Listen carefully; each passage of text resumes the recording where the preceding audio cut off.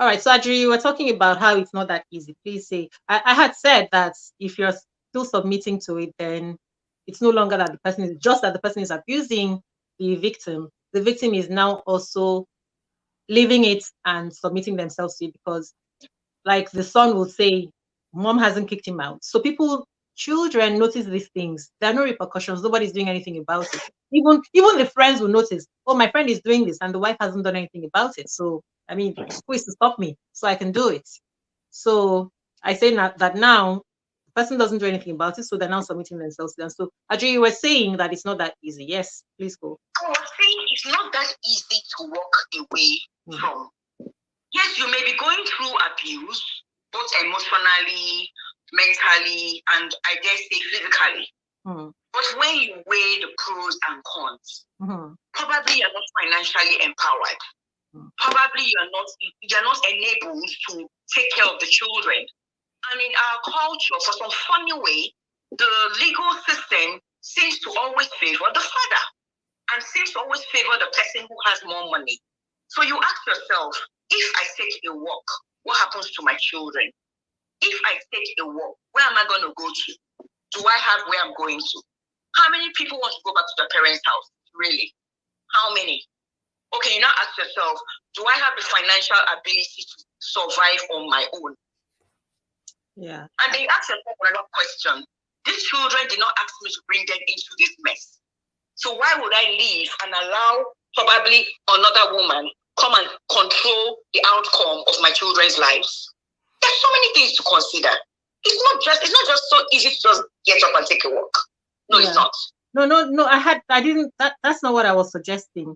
I used to actually say that before, right? And I said that before because I think we're all coming from different places, different walks of life, different backgrounds. Because for some of us, even if you're going to kill me, for some things I'll be like, just kill me. I'd rather die. Whatever it is, I'll sleep under the rain. And when I say this, people are going to say, you can say that because you haven't walked in those shoes.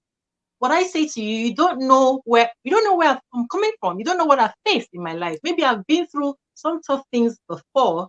So, but then even when I say that, I'm not saying that the people who stay because they're not financially capable. I'm not saying that they're foolish. I'm not saying that they're not wise. I'm not saying that they're not courageous. I'm just saying that I'm acknowledging now that everybody is different. Just because I felt strong enough that I will never allow this kind of thing to happen to me, no matter what, I'd rather die, doesn't mean that other people are able to do that because they haven't been through. From her not being financially empowered. Yeah. Maybe she has gotten used to the lifestyle that the spouses. The lifestyle. Well, that's a different thing because that's now. The lifestyle. So she's not willing to trade that lifestyle. Okay. We don't want to talk about people like that. We're talking about people who actually feel bad for their situation because that one is a choice. I mean, you're choosing that lifestyle. That's a choice. We're not worried about you. I don't think we're worried about. Is everybody on mute? Yeah, we're live. We're live. Right. So, when I said, I'm so sorry that I don't want to take over the scene, but I just wanted us to talk about some things like we're talking about being empowered in abuse now. So I know the story of a lady a medical doctor, she was leaving Nigeria to go to the UK to continue her studies. And then this guy came and married her and told her, and he lives in the US, and told her that she will continue it in the US. Getting to the US, he says, you're not going to work. And so she stayed home. And again, culture again. The mother of the man insisted that my son says you're not going to work, you're not going to work. Her own family encouraged her, just have patience and all that. This is a medical doctor. Until the time when she decided, no, this cannot happen because they could have been living a far better life. And he didn't have any good reason, any valid reason, except that probably he's from those that group where they say don't allow a woman to be empowered, don't allow her to be independent because then she grows wings. So until she decided, so that's what I'm saying. Until you decide, but of course I know that there are limitations like Ajiri has said, financial and all that. But I just want us to, when we first identify that we have a problem, accept that I am choosing this thing, it is because I am limited like this. Now the next thing is what? Okay. But I feel like we take away the power from ourselves or from these abused people when we encourage them to keep on seeing it as he's doing it to me. I don't know if you understand where I'm coming from. See, I just want us so it says have exactly. a little bit of a mindset shift. No longer feel that he has the power, she has the power. Look at it as, what about me? When we start from there, I know we might be limited because of finances or whatever, but let's just start from there, is what I think. The issue basically is that, as I keep telling people, you ask the question, you say how to be empowered in abuse. You can never be empowered in abuse. The first thing you want to do to empower yourself, not to even empower yourself, because you've always had power, you just didn't know it, is to regain your power, not to be empowered. To regain your power. The first thing you need to do as a person who is going through an abuse is to first of all remove yourself from the abuse. Because if you're able to. Yes, you must remove yourself. You have the power. You must. There's nothing against. Let me give you an example. In a relationship, in a marriage, there's nothing against separation. There's nothing. Separation is not divorce. But you've got to remove yourself from the abuse so that you can think straight. First and foremost is the number one rule. Now, when you now remove yourself from the abuse, you now tell yourself, in what way am I wrong? As in, what am I doing wrong? Because in every abusive relationship, the problem is that people always think the person dishing out the abuse is the one who has 100% of the wrong. But the truth about it is that if you delve really deep into it, you find out the person even suffering the abuse has some wrongs on her side. I think all of us are, because we're human beings. Yeah, so that's what I'm trying to. But the tendency is to always think the person who is dishing the abuse is the one that has 100%. So first and foremost, you ask yourself, what am I doing wrong? Where did I get it wrong? Did I get it wrong from the moment I started to go out with this guy and I saw, or this girl, and I saw this and this and this in this person? Did I get it wrong in the way I changed after the marriage, after the relationship had been cemented? Did I change maybe when children came into the affairs? You have to act.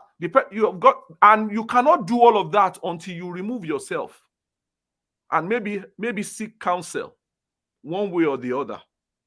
But the issue is that first of all, remove yourself, then analyze your life. Then when you analyze your life, you can then decide, okay, this is where my shortcomings are.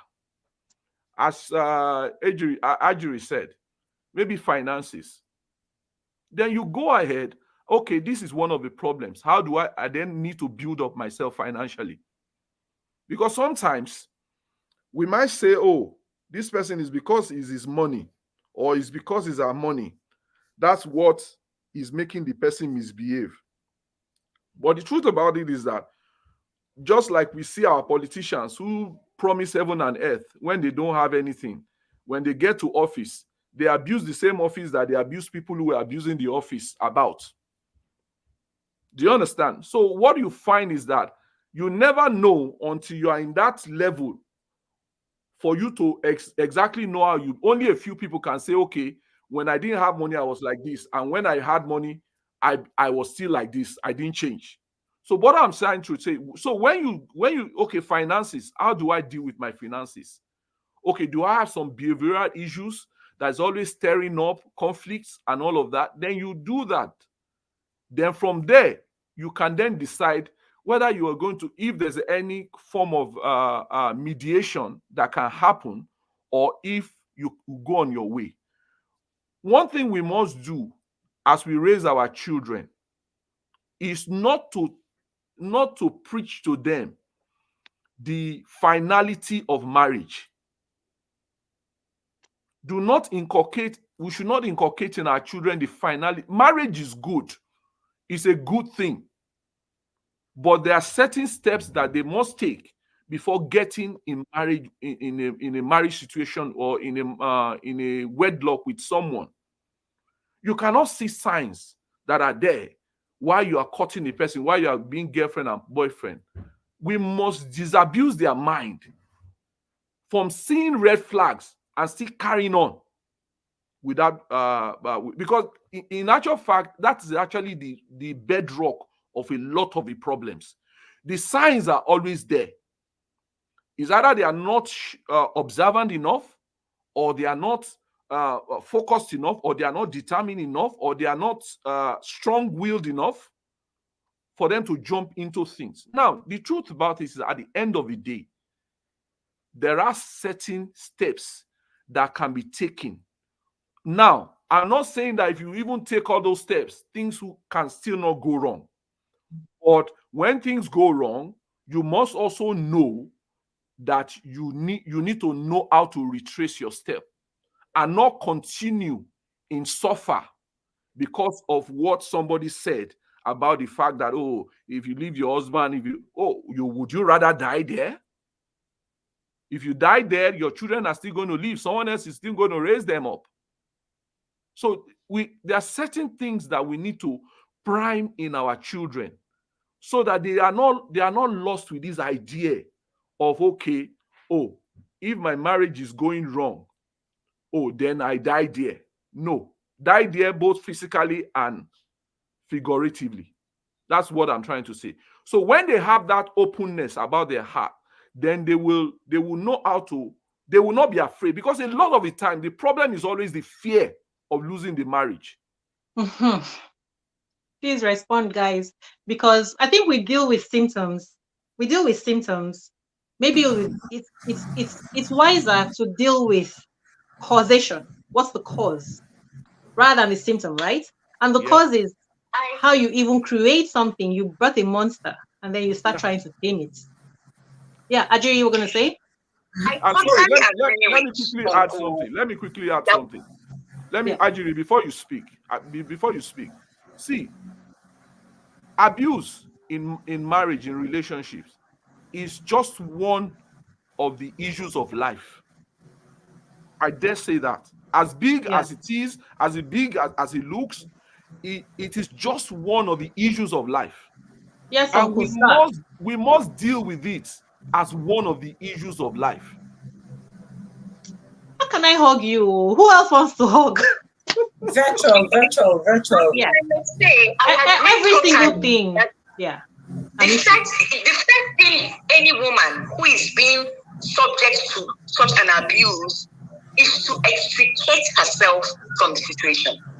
Because until you get out of that situation, you cannot even have a clear head to look into your home and look into your marriage objectively. Because as long as you are in that environment, as long as you are in that situation, you cannot think, you cannot process your thoughts, you cannot be retrospective, you cannot be introspective, so you cannot have perspective. Yeah. Thank you. It's not as easy as it sounds to remove yourself from such a situation. Make it easy. Sincerely. Make it easy. It's okay. If I'm to make it easy, I'll use the famous words of Bob Marley. He said, "Emancipate yourselves from mental slavery. None but yourselves can free your own minds." But let me cut that off. I wasn't talking to you, Ezi. I wasn't actually talking to you. Okay. I was just making a Who sang that song? I forgot who sang that song. Bob Marley. Yes. Yeah. Okay. So, but the truth about it is, it's never easy. Yeah. What are we even talking about? Never easy to do what? I think we have an issue there. To empower yourself. We're talking about being empowered. I thought you said to remove yourself. I thought you said it's never easy to remove yourself. Yes. Okay, what does that mean? What does removing yourself mean? Because maybe that's where the problem is. Removing yourself can mean a lot of things. I've seen people emotionally detached and are physically there. And then there's a situation where people physically walk away. Those are two different things. The best way to empower yourself, the best way, it's not the only way, is actually to remove yourself physically. But where you cannot, because there are situations that would not let someone walk away. If your family is just telling you, no, a divorce or separation is not in our lineage, you can't walk away, you are bound, please turn it down, sorry. You are bound to be stuck there. You know, it's not easy when you don't have backing. In simple English, if you don't get backing, you know, there are certain decisions that mentally I think what you're saying you can only dream of making. What you're saying is just what you're saying is just something that we already know. Here is I'm so sorry that I'm jumping now see how we can empower ourselves. Okay. Some people have something doing, they have a career, they have a job, but what do we call empowerment? Let's even start from that. It mustn't be financial. You can be empowered when you've come to the realization that I deserve better, or I can't take this anymore. There are situations where if you've been able to encounter some people, they decide they can't take this abuse anymore. They don't walk away, but they change. It's like they're dead to that relationship, but they're physically dead. What triggers them before, you know, to respond in a situation where, okay, they responded and their spouse hit them, doesn't trigger them anymore. You say anything, you know, I'm done with this. They just watch you. When you're done, you walk away. But is it that easy to be empowered? If you're empowered in that sense, you can overcome abuse to a point where the next person is scared. How did she become like this? Who knows what she's going to do? So you're talking about someone who is able to get there, to process it in their minds. Mentally. I think there's something that we're overlooking here. See, sometimes when you're in the environment, I don't know, Coco and Tony, please talk. Don't let it be like I'm a parrot. When you're in the environment, it's you may be making that suggestion because you are that kind of person. You are able to extricate. You're able to extricate your spirit and your mind from the physical, you know. But some people, you know, what I'm thinking now, and I'm also that kind of person. I can be right there, but my mind is living a different life. And then I can actually act on what my mind is telling me. But how about when you are not able to? Because this is something that we miss. Because when I say to someone walk away, when I say to someone walk away, it's not allow me to get there. Allow me to get there. When I say to someone walk away, the automatic interpretation is pack your things and say you're no longer doing the marriage. No. That's the automatic interpretation. But it doesn't have to be that. It can just be that in that city, you have a cousin, you have a friend that you can spend 1 week with, right? I'm telling you, the fact that you are away from the environment helps you, gives you time to understand, because you are away from where that thing is happening. You are laser focused on it. But once you're out of that environment, you will experience a different life without that abuse, even if it's 2 days. When that life shows you what life can really be, then it helps you to realize, hey, why am I going through this?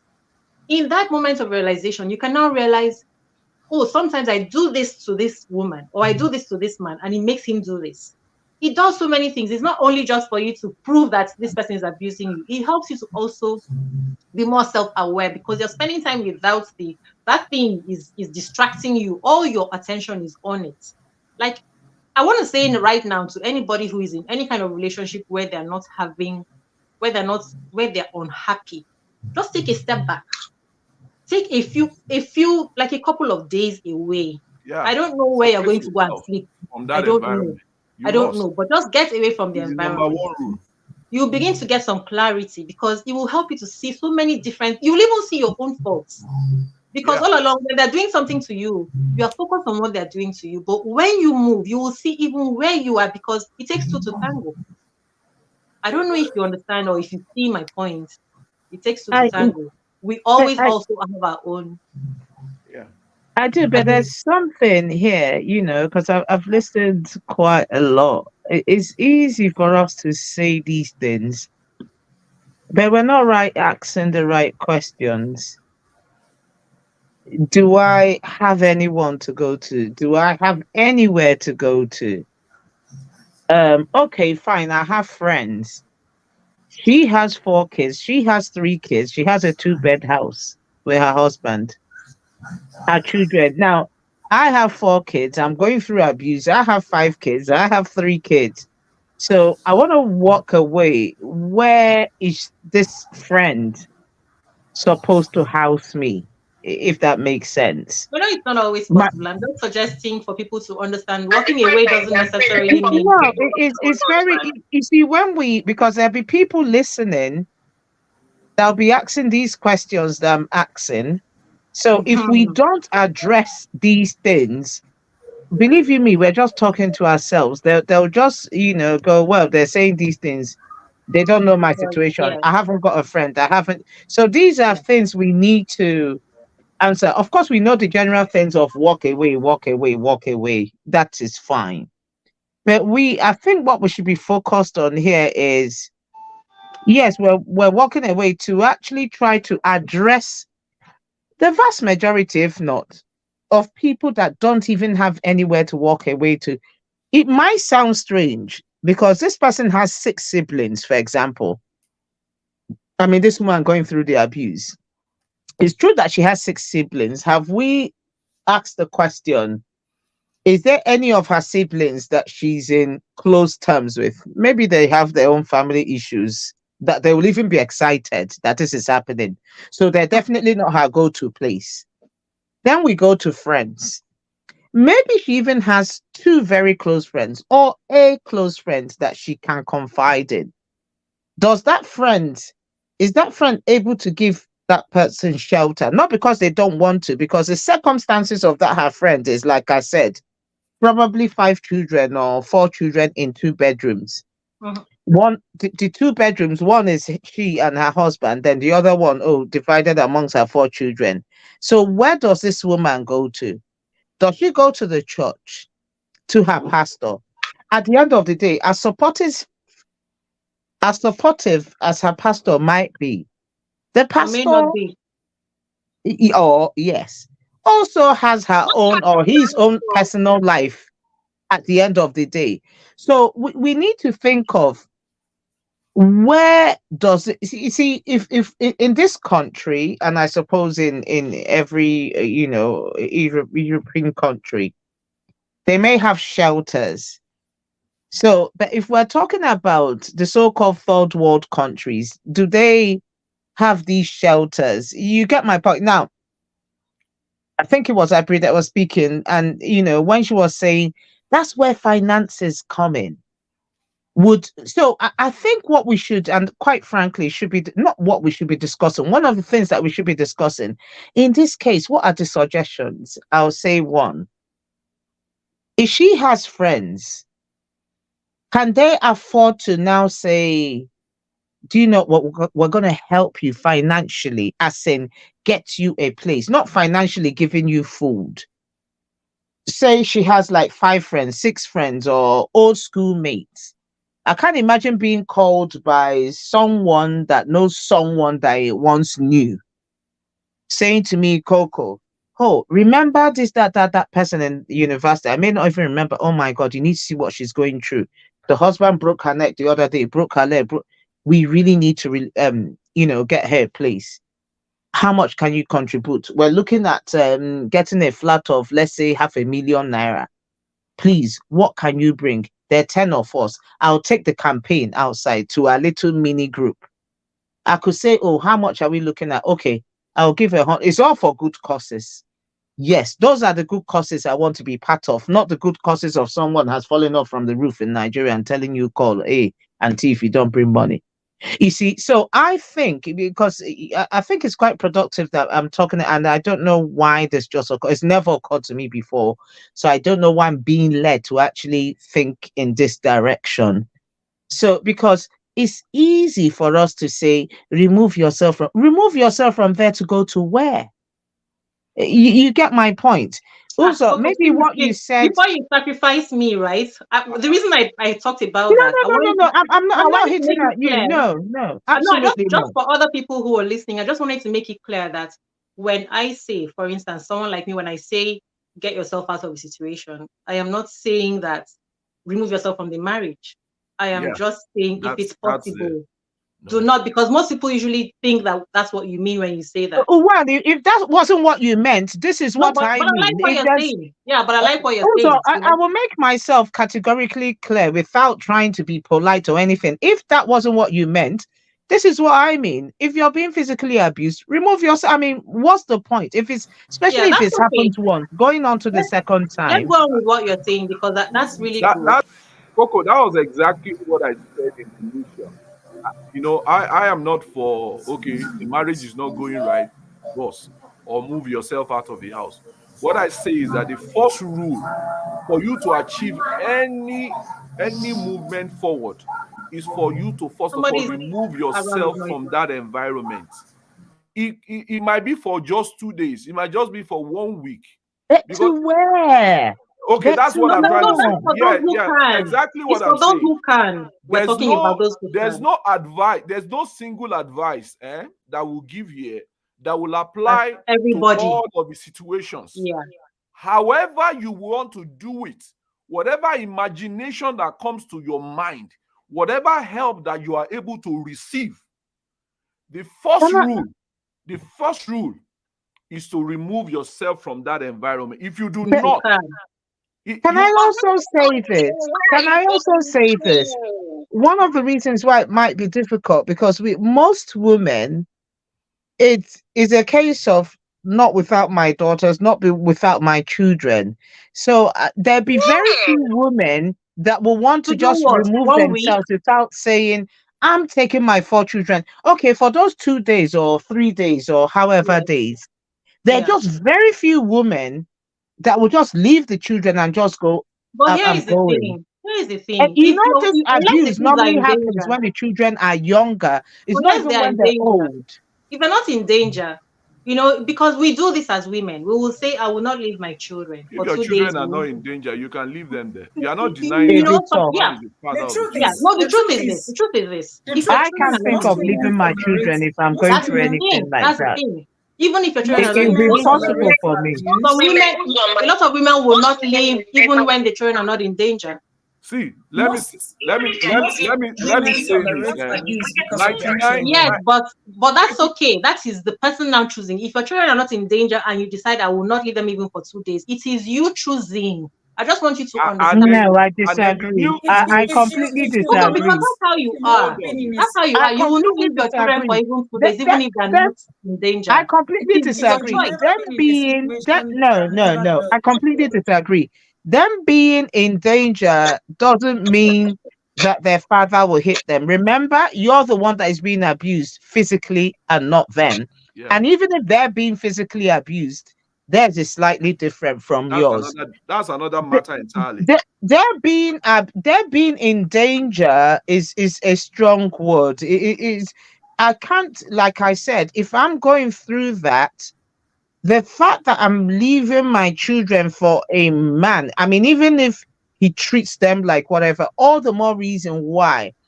Because you know what? You're talking about their nutritional needs. You're talking about their care. You're talking about them going to school. Let's say you're the one, you wake up in the morning, you do the breakfast, the pack lunch, you feed them. What do they tell you when you get on the airplane? What do they tell you when you get on the airplane? Please tell us. What airplane? About your oxygen mask. About your oxygen mask. I tell you what. I'll lay down my life. You see what that thing that they say on the airplane?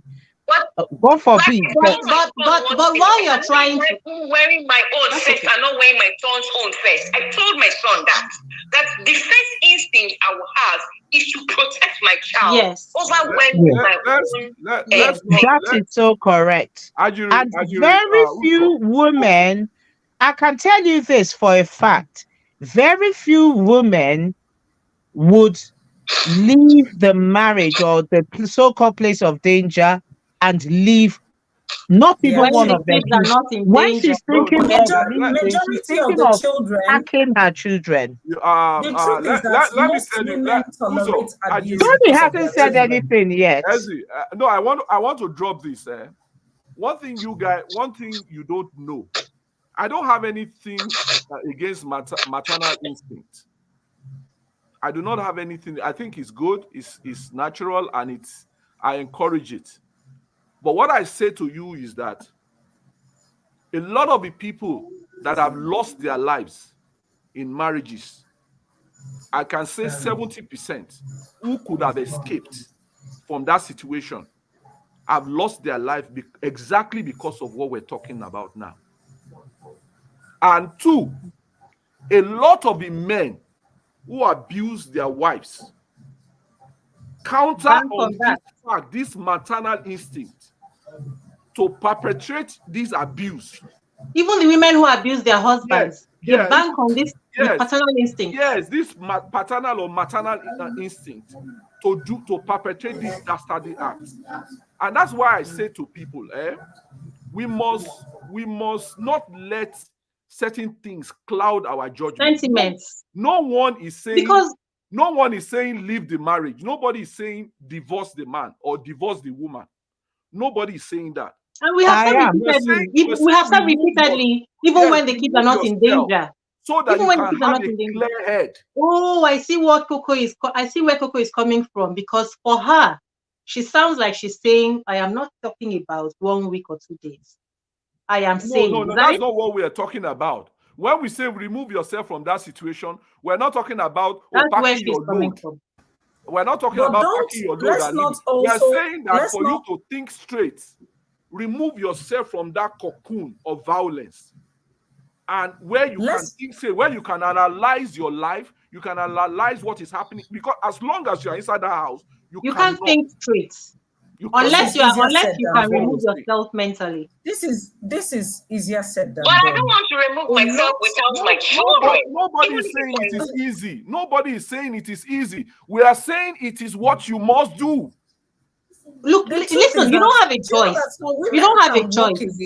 Nobody is saying nobody. I am not in any way. I'm not in any way saying it is easy.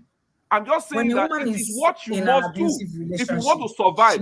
If you want to live, that is what. Yes, now this is one of the reasons. This is one of the reasons. Life is more important than anything. The only comfort a woman going through such marital crisis has, in most cases, is the children. Listen, in certain cases, they live for the children. Okay. Now, if you tell a woman, we don't want you to be a martyr. We don't want you. No, don't be martyr. We're being realistic for the children. We're being realistic in telling people that they should keep on doing something that's going to kill them. That's what happened to that woman who died the other day. Let's do it this way. Let's do it this way. What we're trying to do. Advice. Even if what we're trying to advice. It doesn't work. Okay, we agree. We agree. There are questions a woman that has to walk away would ask herself. Knowing this man has become antagonistic towards me, an animal towards me. My question is, what if I go away and he stops me from seeing my life? In quotes. If you go away like in 2 days or 1 week. Yes. If someone can stop you from seeing your children. The truth is that when someone has gotten to that point, if he takes your children from you, he has taken. So if you think that you die, I want you to tell me how you're going to take care of those children. They don't all die. The truth is, there are so many other ways apart from that. Remove yourself. Okay, let's do that. Let's do that. That's where we want to go. I'm listening to you. I want to listen to you. Who's easy? No, the truth is that I'm taking counsel from you. What I tell people, see, whoever treats you that way will not be in that house 24 hours a day with you. He would at some point go out for his daily bread. If you cannot leave your children, find a quiet time to think and re-strategize. There are moments in the day when the house is quiet, probably when some people are at work, or even the woman herself when she goes to work. Take some time. If it's going to your restroom, and sit down and ask yourself some questions. But this issue of remove yourself, some people go away and the man changes the locks them out entirely. Who gave her permission to go away? Who went away and she didn't see her children for 7 years. Sometimes they give you permission. You're like, can I go and do this? Because by then the woman has become so submissive If he says take a walk, you take a walk. He says don't take a walk, you can't. Please, can I go and see my friend? So a married woman like you wants to go and see your friend.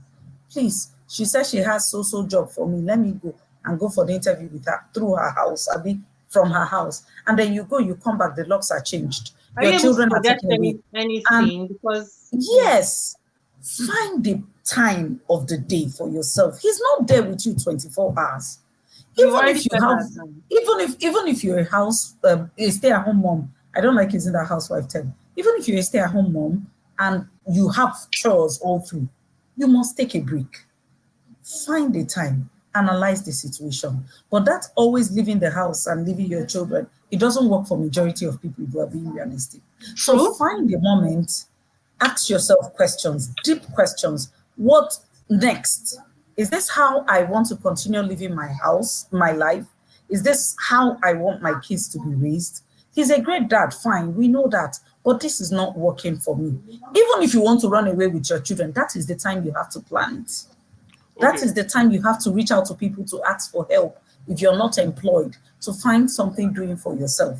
But have a moment. It mustn't necessarily be walking away, even if it's temporal. That's my suggestion. Okay, I want to say this to you, Izzy. Good to have a support system. A support system. Have a tribe.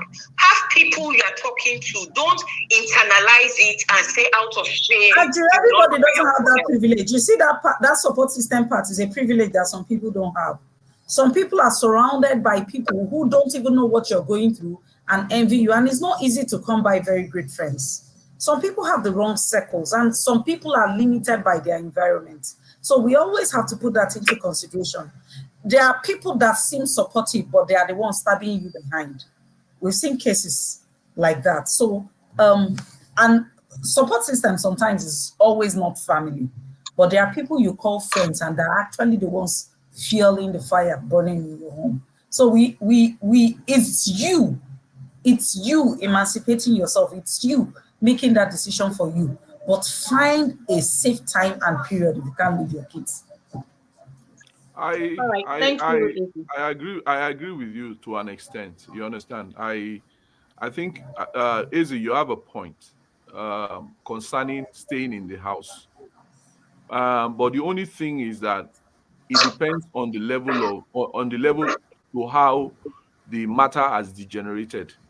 You understand? I thought we were talking about a situation where it is basbos, as we say in Nigeria. So I thought it was a situation where, but if it is still a mild kind of thing where there's still you have breathing space, you Oh, because understand? there are different types of abuse too. It's Yeah, not so necessarily just that's what I'm trying to say. So even the psychological one can be even yeah, worse. if we're talking about the basbos ones where you hardly have a breather, that's the one that we're saying that remove yourself from the situation first, then you can think clearly. But if is the one that okay, maybe silent treatment, once in a while beating, all of that, yeah. I have had the opportunity. Coco is laughing. I've had the opportunity of counseling a lot of people. I was head of marriage council in my church, so for several years, and I want to say that one of the techniques that has worked over the years. I was like that for like 5 years. One of the techniques that has worked has been removing the victim from the environment of the situation of the abuse. It worked in many ways, not for just the victim. It also worked for the abuser.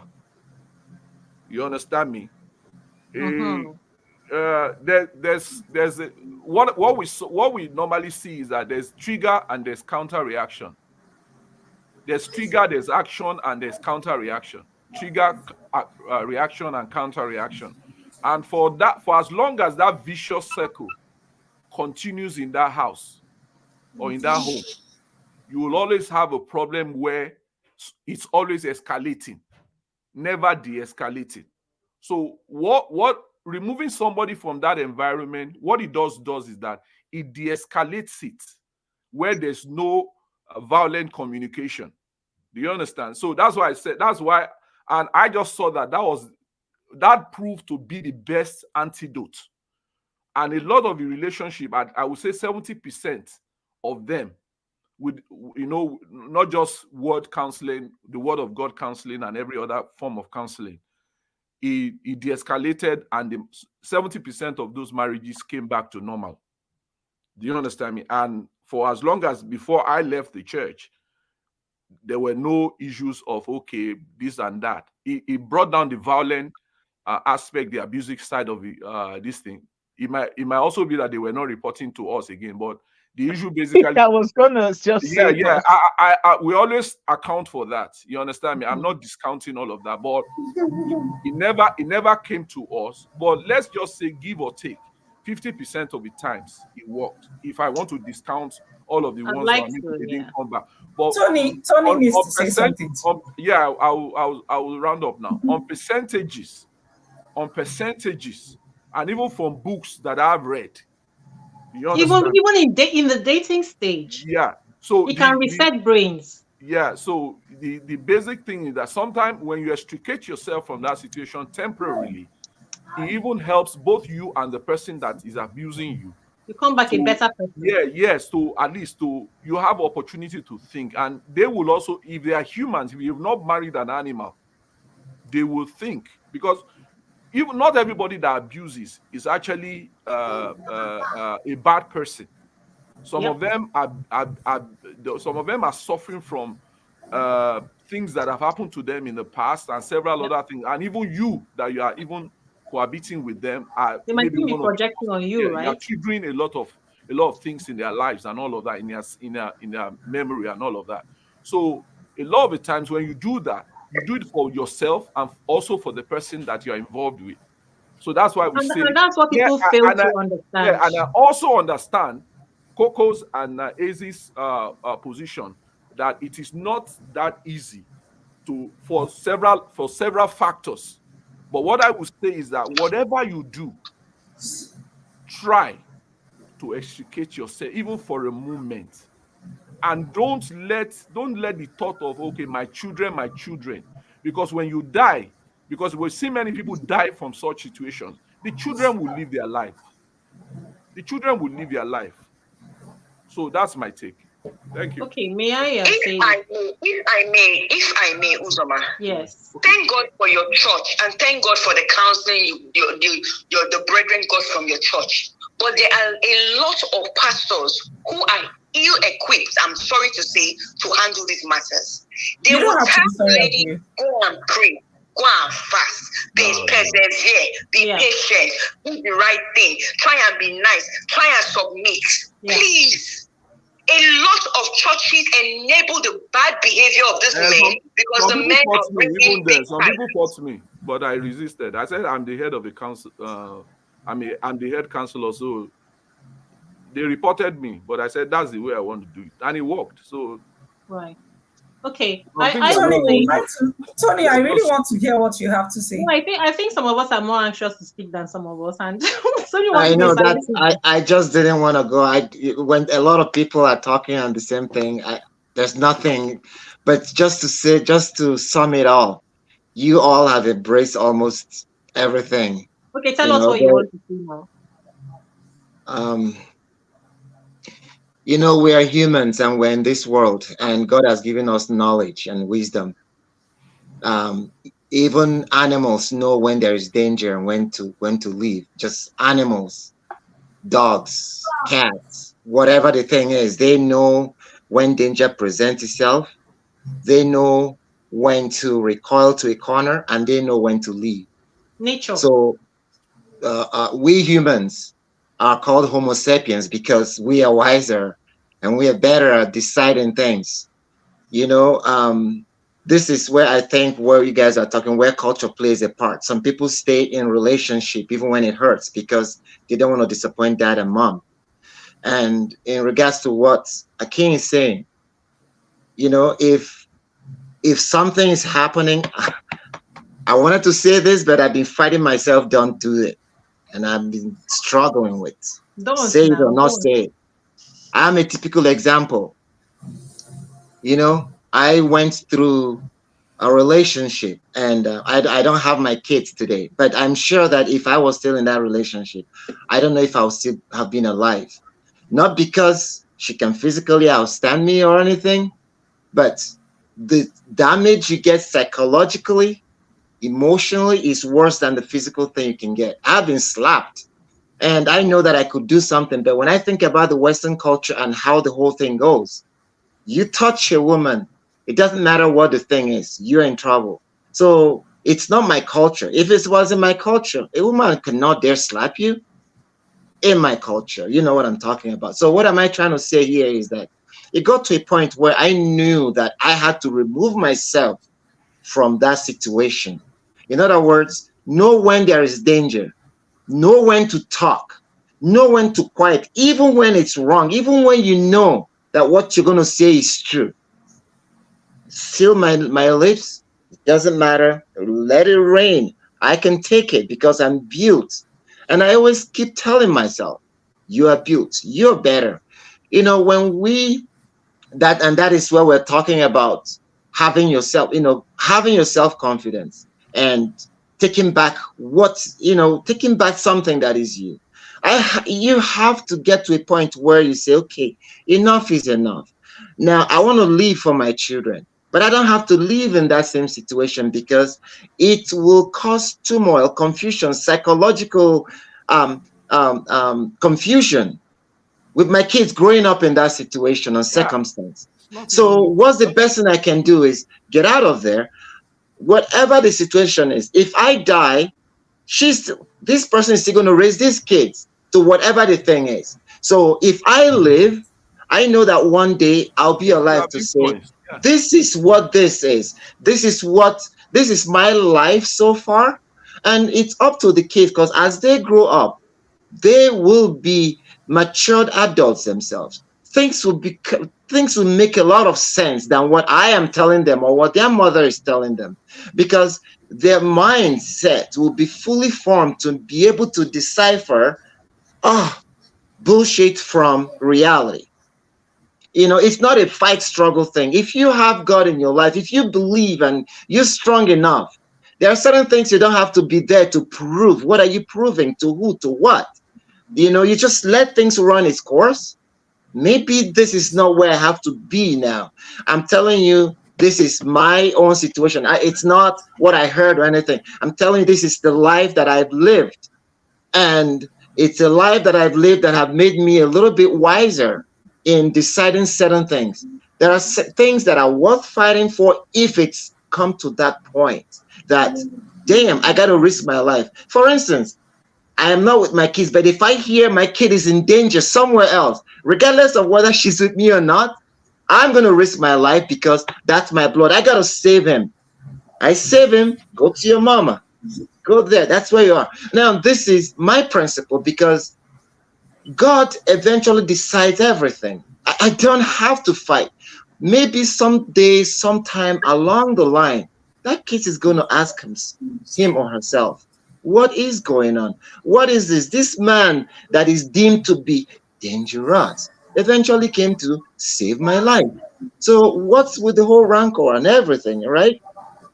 Relationship is a very hard and difficult thing, but it's something that we know that no marriage is ever straight. The wedding cake, when we get the wedding cake, it's made of sweetness, vinegar, flour, and sugar.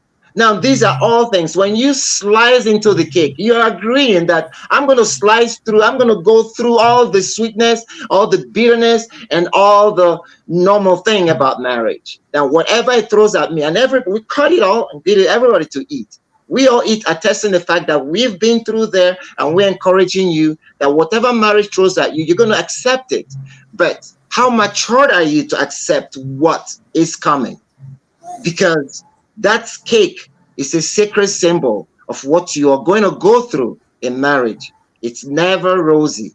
It's never too sweet. It's never too bitter. And it's never too normal. So learn to accept when one of it comes to you. Remember the cake that I cut. All right, now here comes the bitter side. I'm going to add more of the sweet side and the normal side so that I can I can conquer this other side, this bitter side. And it's just like that. That's my own take. You know? Yeah, that's absolutely right. That's the same thing with all problems in life. Please let me say this.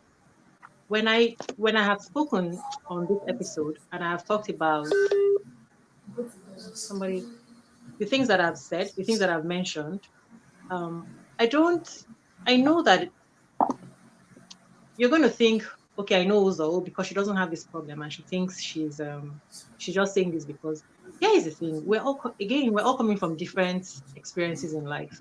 And I think that it's from those things that we decide how we do things, right?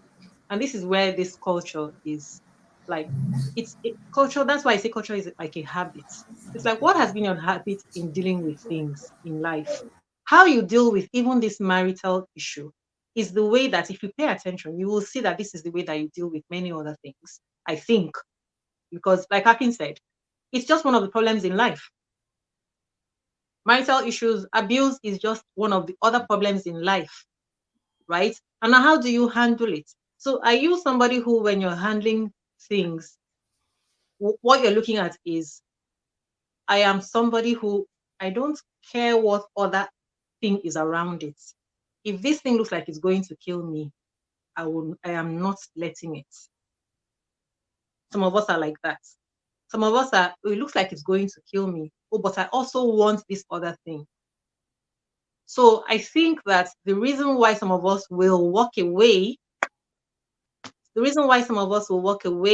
for 2 days or 1 week, leaving our kids who are not in danger, is because this is the way we process things.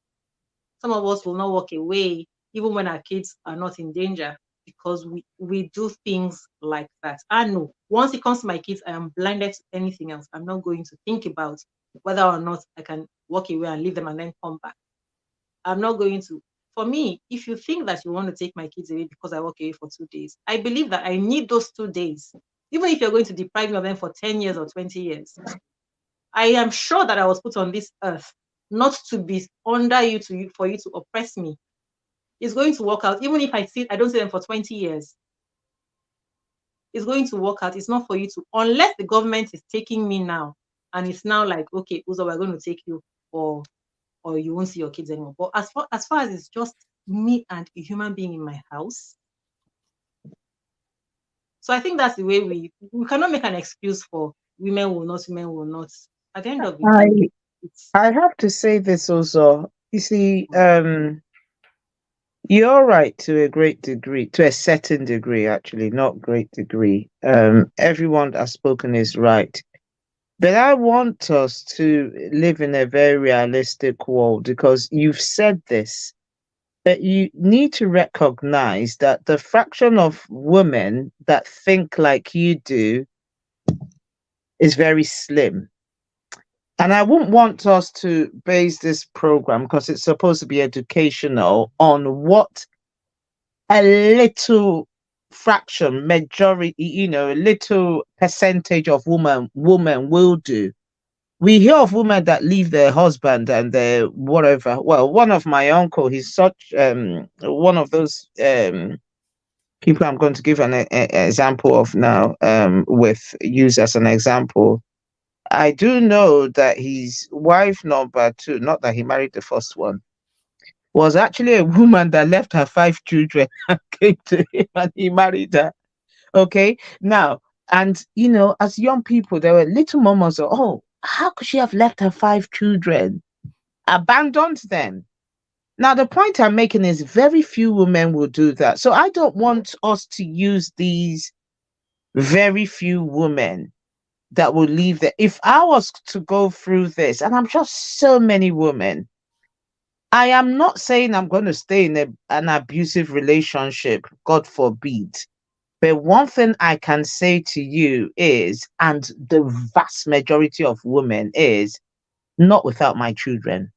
I will go with them. And that was when I raised the issue of, we should now, in order to encourage people, most women that would reason like me, to come out, and we would come out, is to structure. And that's when I talked about spreading messages to friends.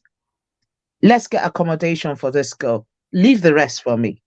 You don't even need to give me money to start business, just to put my head, somewhere to put my head. The rest will be history. Because normally, even if the woman hasn't worked or doesn't have savings, surely there has to be probably friends will give her one or two and she will get a job. You know, at this level or whichever level, you must have friends that are, you know, maybe in some position that will help you. So what I want us, you know, to cut the long story short is, yes, what you're saying is good. Yes, what our kid is saying is good. And, you know, Tony also, and I don't want you to have the impression that how daft can you be to stay in this relationship that they're killing you? You know, you've said it here that you don't mind the 2 days of your peace. You don't mind them taking away your children. It's It not is my peace. difficult. No, it's Yeah, not. okay. Also, it is very difficult for a woman to say, I'm going to pay the price of just walking I away. hadn't I finished go that. away. I My hadn't finished husband what I was marries. saying. It's Okay. not about Another. me. It's not about me. It's about me, the No, man, I'm not. and the No. children. When I talk about you, it's not attacking you personally because you're representing some women that are watching this. So it's not necessarily you saying exactly your personal. It's just like my views Even here. what you're saying is not addressing where I was going. What I'm trying to say is more like what Akin was saying. See, when we But let say me that, land. Also, let me no, land. because I didn't land with that one because the message has been misunderstood. Because when we say that, you No, think I didn't. I no, didn't. I hold understood. on. You think it is, people think it is, let me go so that I can think of how to save myself. Listen, it also helps the other person. Is anybody getting that message? It also helps that other person to reflect on what is happening. But in most cases, also, you know it as well as I do that other person is a beast that is never going to change. A That's man where that I I beats was know his that trying to part. wife, come up. Oh, I I was know trying to that say part. this. I know. No, let it's me not What? for them to change. no, a man It's that not beats necessarily his wife, it's he's not not going to necessarily move because it will away make from them it. change. It's not That's necessarily because it will The make them other change. person may begin to see your value if you take yourself yes. out of Some the of equation. them, It works ahead. both So now, ways. out of It works 100 both of them, ways. some of them will begin to see your value.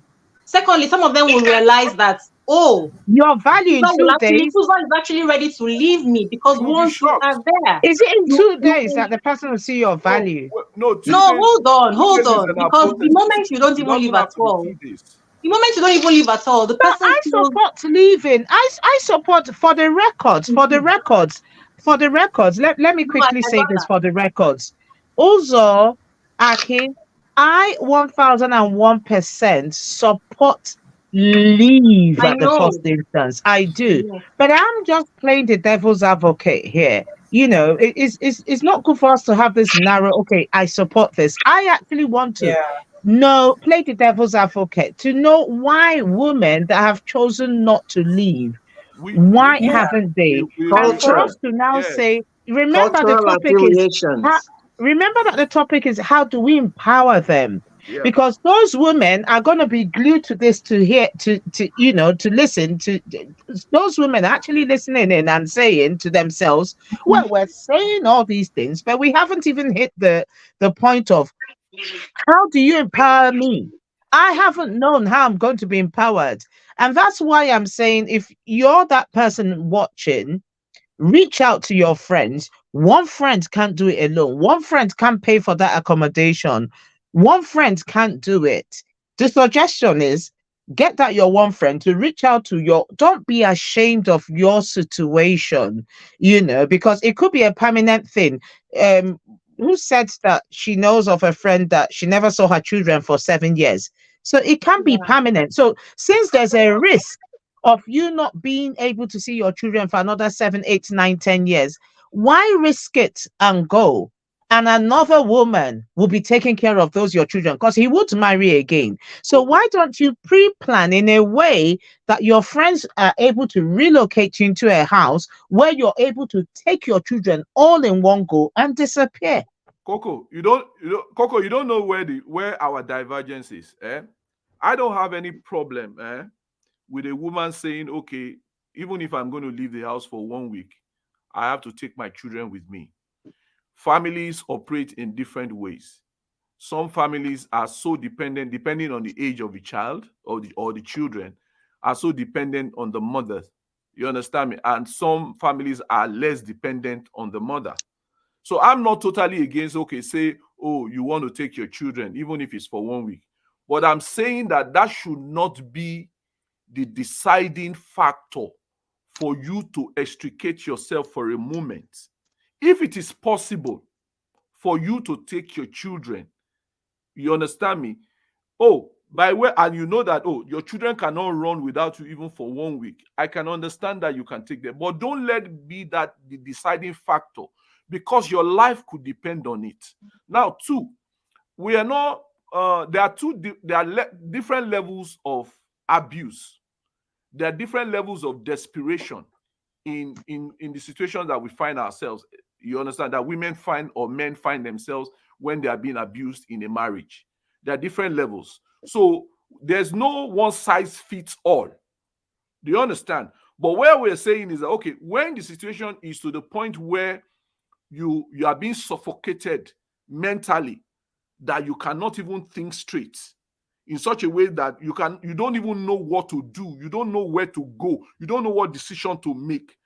The first thing to clear your head is to remove yourself from that situation of abuse. Now, to come to you, if you now feel, okay, the way the family is set up, the children cannot survive without me for 7 days, or for 2 days, for 3 days, for 5 days, then, but do not let it be the reason why you still hang on to the point where it might result in your death. No, you can't hang on. Certainly not. So that's what we're saying. That's the divergence. Do you get? So I'm not saying certainly not. I agree with you. The maternal instinct, but what myself and Uzo are saying is that don't let be that maternal instinct be your death. Or even the children are going to be the worst for it. Yeah, and the children. I'm still alive today. Be the worst for it, because and I still see my children. So that's the take.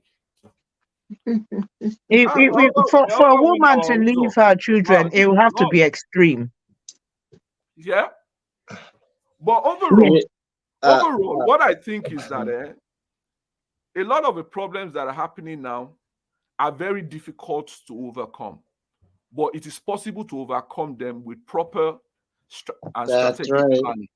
But the one that we need to do, we the adults of today who have children, is to begin to really talk to our children. Lay the foundations. Yes, let them see things in the proper light that they are.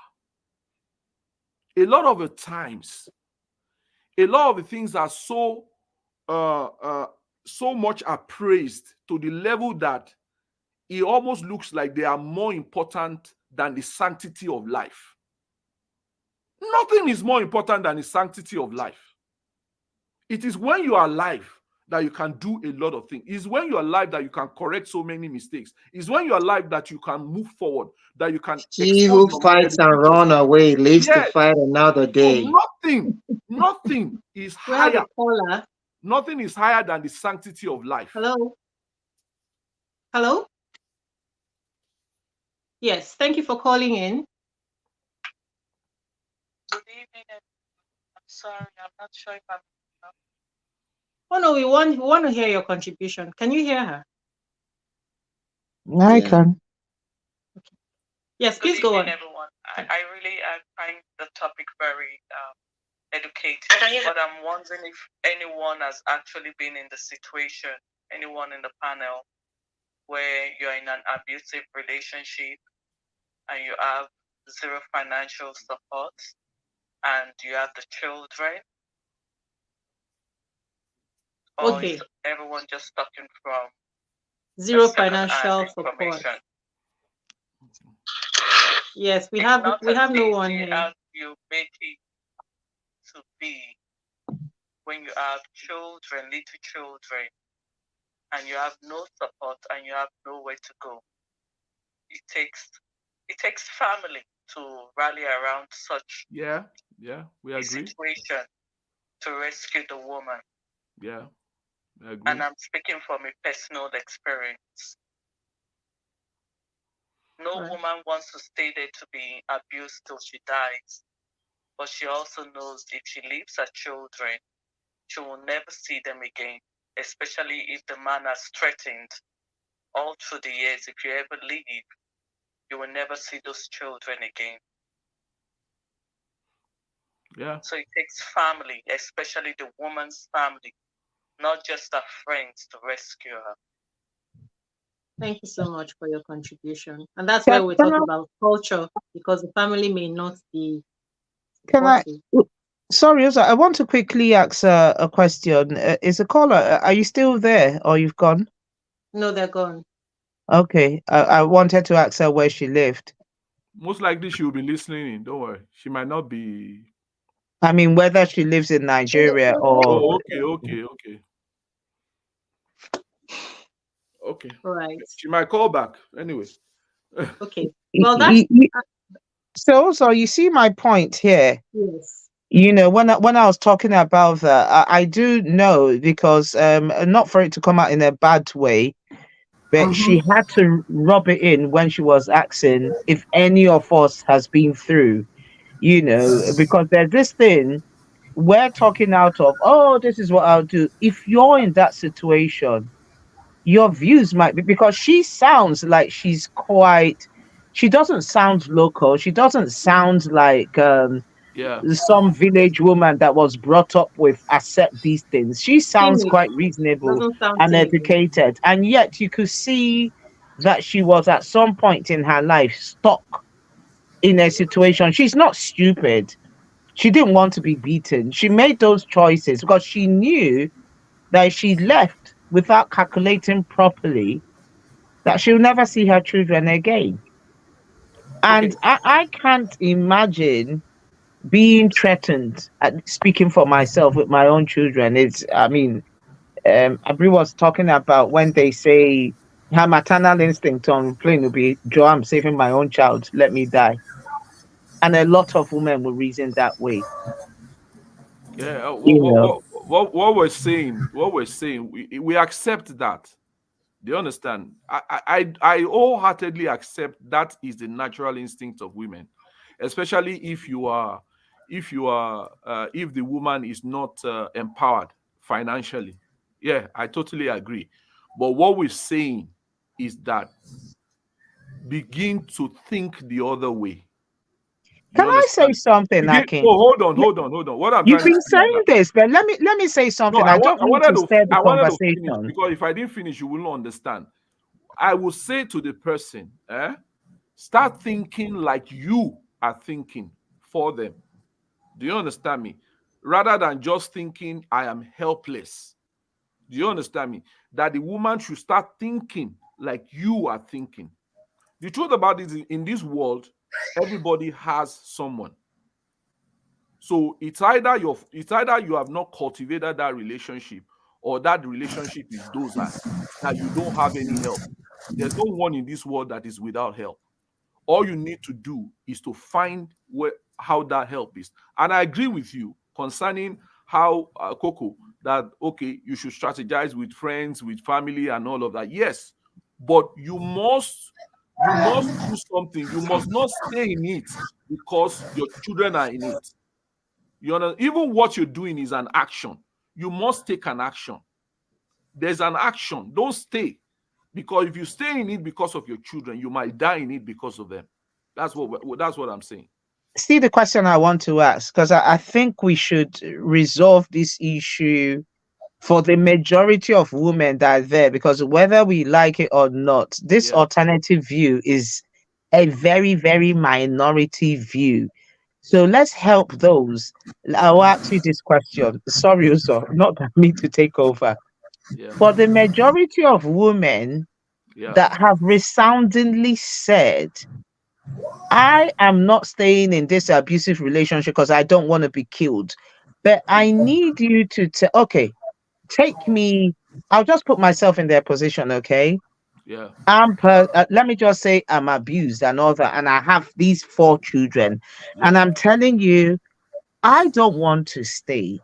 I don't want to live with this idiot anymore, and I have to go.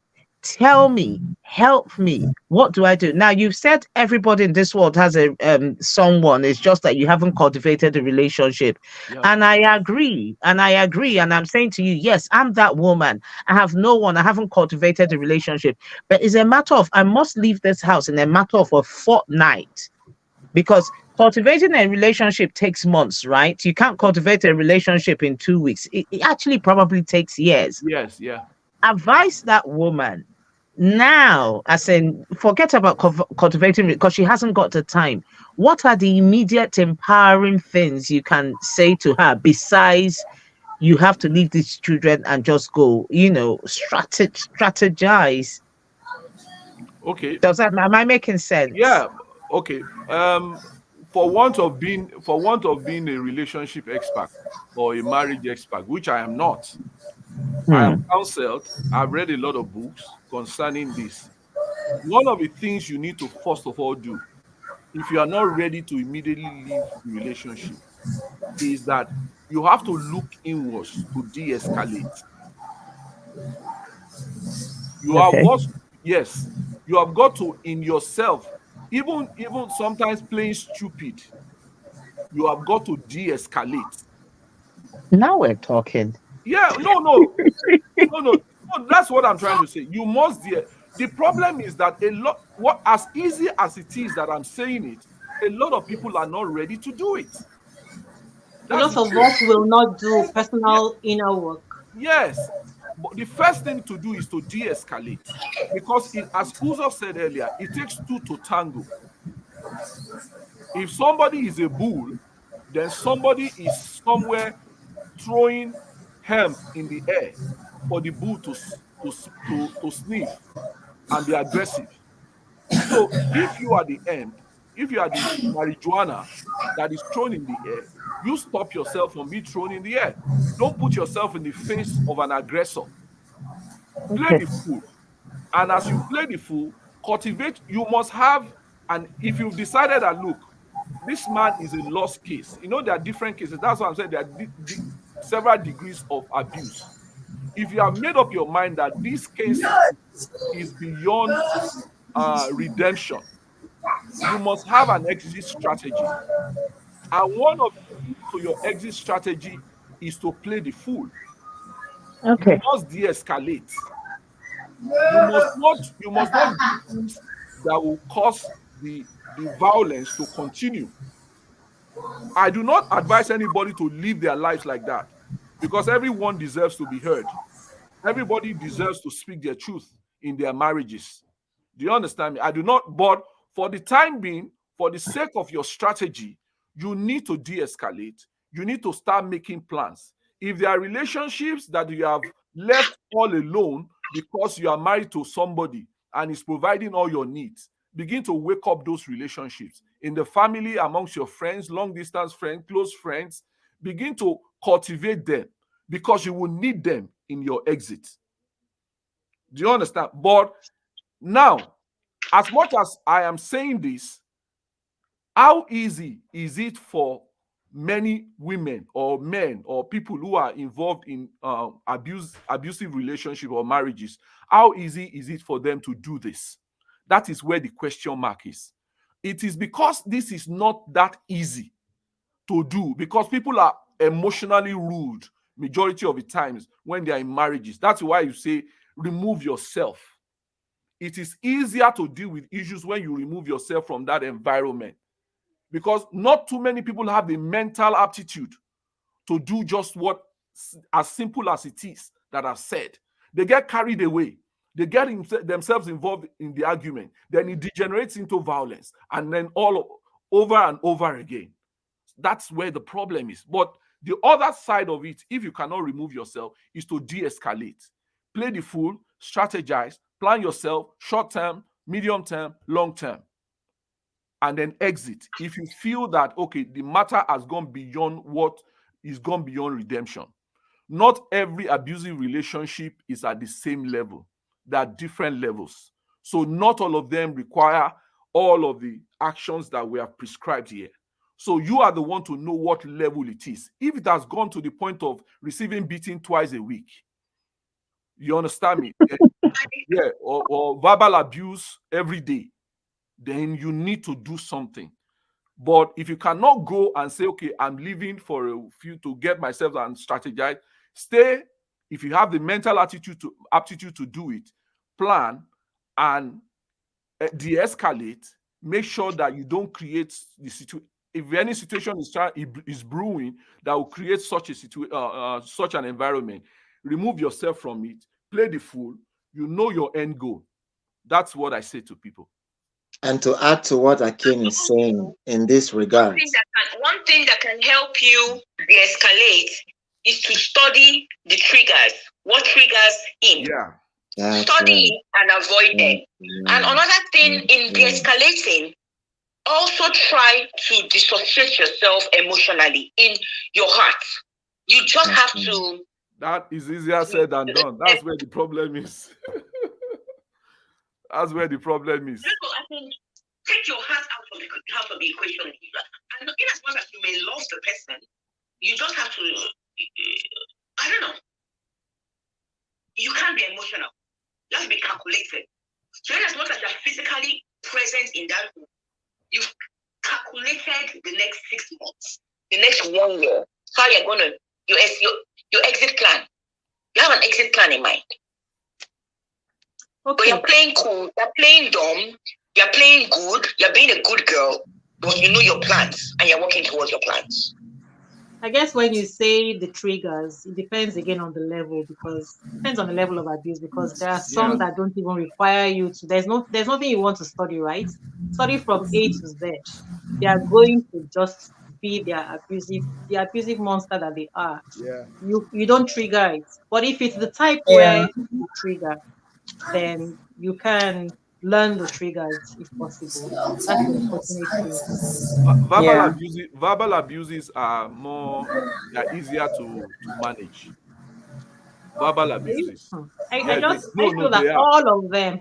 Verbal abuses they are easier to manage because words interrelate, words conflict, words amplify themselves. Do you understand? They are actually easier to manage, but physical abuse is what is they are the most difficult. No. Physical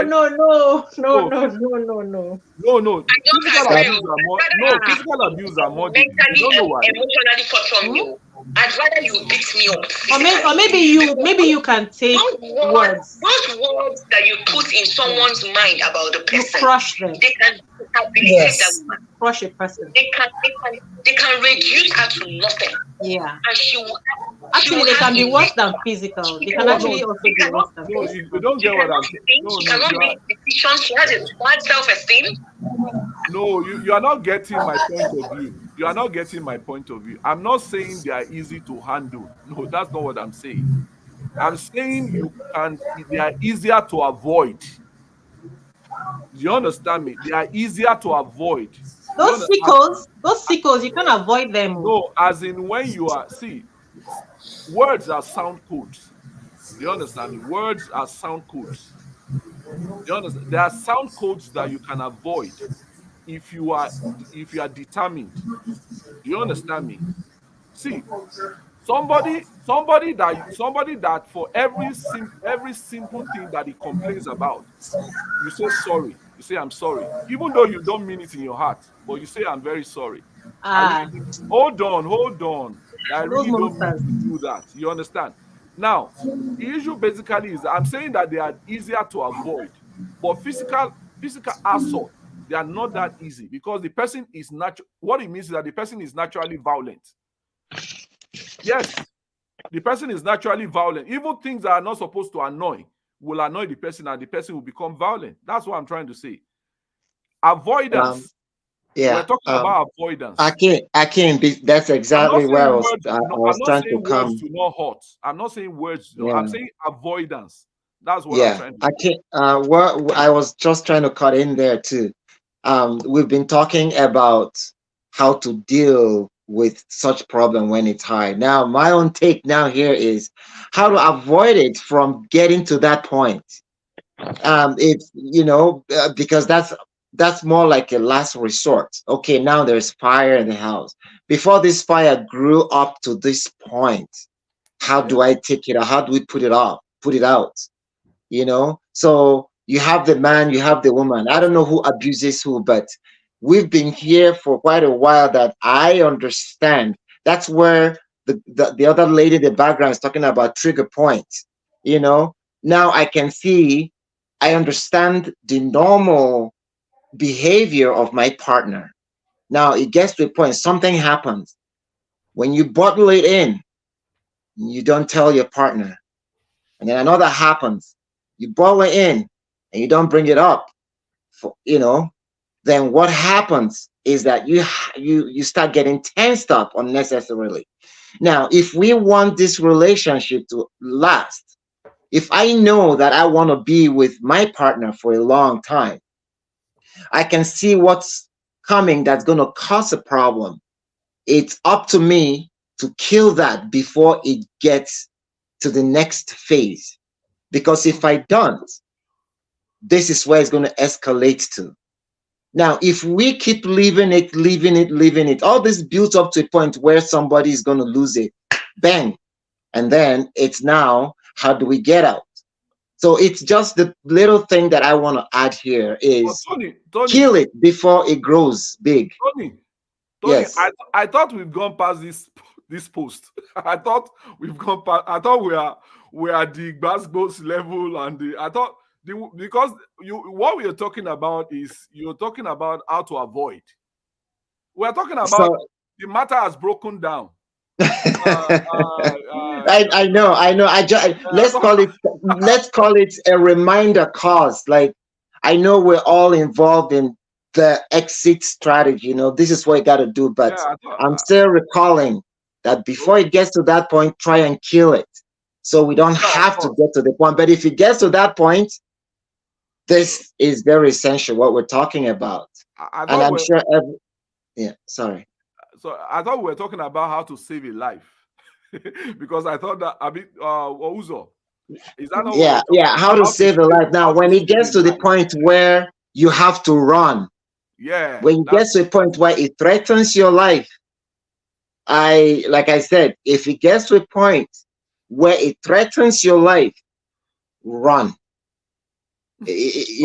Run. It's just how I put it.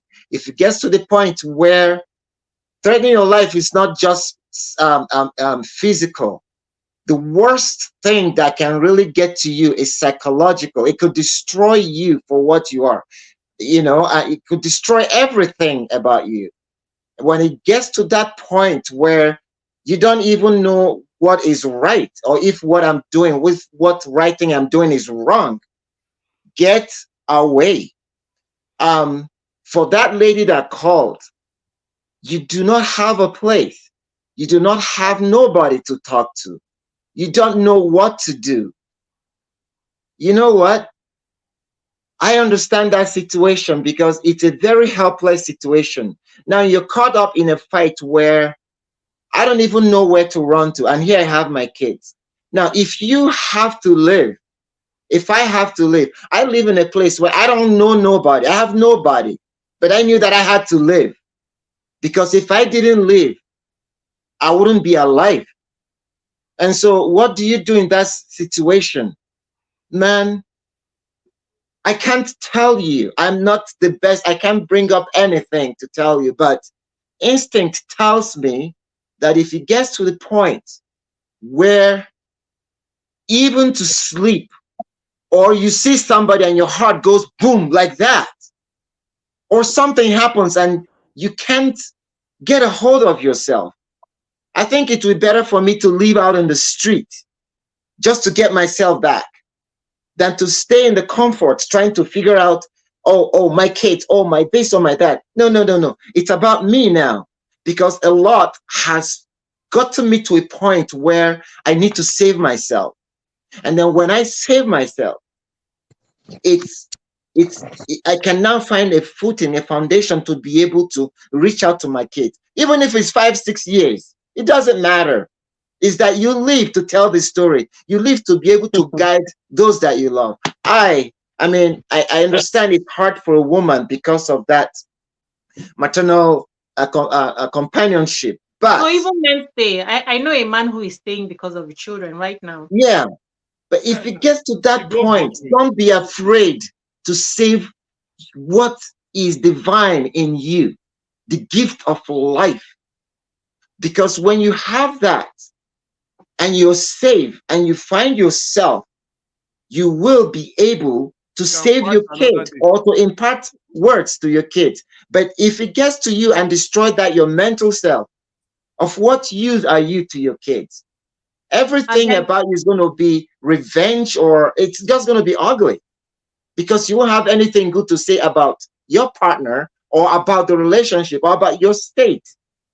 You're passing something out of negative fear or doubt and stuff like that. Just my take. It's unfortunate that because I thought about it and I was like, I wish I had a building where people from all over the world, but that's that's a dream. So it's unfortunate that the most that I could offer is to say sleep under the rain if you have to, but everybody is not built like that. So Yeah. so it's still No, it's but we're it's giving them it's a real issue. We've given them two options. Yeah, we're not giving them one option. And I love the angle that Coco brought. You understand me? There are all anyway in life. There are always options. So don't focus. But what I say is that Actually, I love that. In life, there are always options, but some of us Yeah. don't realize it. We'll just leave it at that because yeah. But do not find yourself dead. there are in always such- options. Even in if I have such to a steal way. bread. Exactly. Don't find yourself dead. It's not worth it. Life is more important than anything. Yeah. Okay, well, thank you guys. Isama, did you want to Izzy, Tony, you put that name in my mouth. Izzy or Ajiri, anything before we close? Anybody want to say anything before we close?